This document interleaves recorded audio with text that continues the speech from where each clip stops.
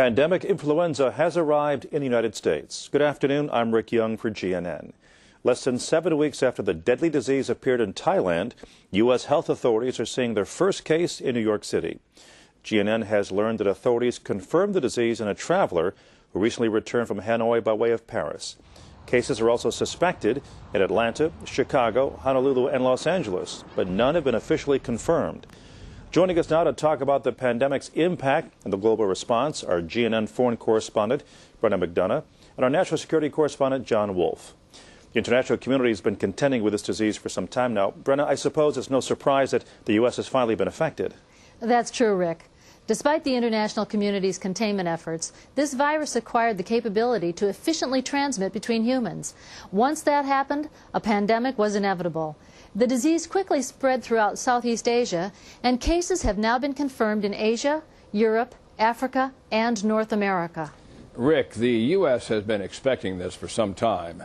Shortly after the WHO declared a pandemic, the Secretary of Health and Human Services declared a public health emergency, and the Secretary of Homeland Security declared what is called an incident of national significance. Both of those declarations set in motion a number of preparedness actions at the federal, state, and local levels. State and local governments will bear the greatest burden in responding, but they face significant resource shortages.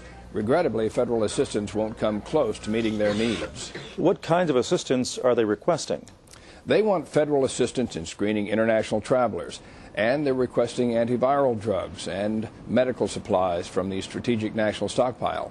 They're also asking for stockpiled H5N1 vaccine, but preliminary testing suggests it is unlikely to prevent infection from this strain. And the vaccine being developed for this strain won't be ready for several months. So what are we talking about here? How many sick people can we expect, and can our healthcare system cope? The numbers are staggering. Tens of millions of people could require hospital or outpatient care. And the healthcare system will face extreme shortages in staffing, medicine, and other materials. There just aren't enough assets available to offset the shortages. Rick, similar shortfalls are occurring throughout the industrialized world. Developing nations are in even worse shape. Until a vaccine is ready, antiviral drugs are the primary means of both treatment and prevention. However, availability is a problem. For example, Influenza, which is made in Europe, is not available in the U.S. And despite considerable progress in increasing production capacity for Tamiflu, there just isn't enough to address the global need. Some countries are even resorting to a form of blackmail in an effort to get more of these drugs. Iran and Venezuela are threatening to stop exporting oil until they receive sufficient antiviral drugs.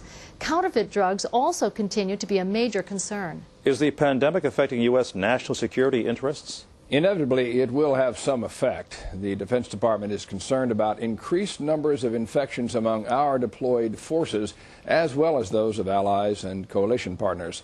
Sources tell me that the pandemic may degrade the readiness posture of U.S. troops and allied forces in Korea. The Defense and State Departments are grappling with how to protect personnel and family members stationed abroad, as well as how to screen returning personnel.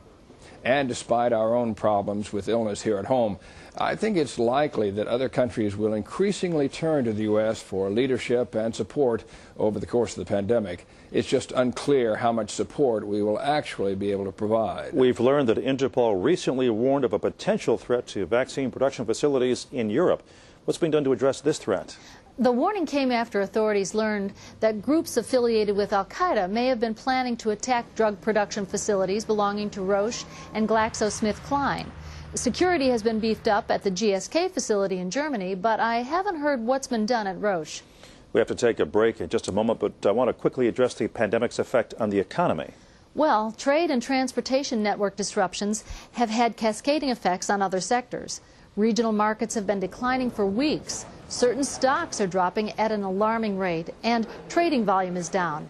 Analysts are expecting wider market disruptions as the pandemic continues. Ironically, the just-in-time practices of U.S. businesses may prove to be our Achilles heel as supply chain disruptions impact every sector of the economy. Well, we're out of time for now, but we've learned that the White House plans to hold a press briefing within the hour. We'll take you there when it begins. Stay with us. You're watching GNN.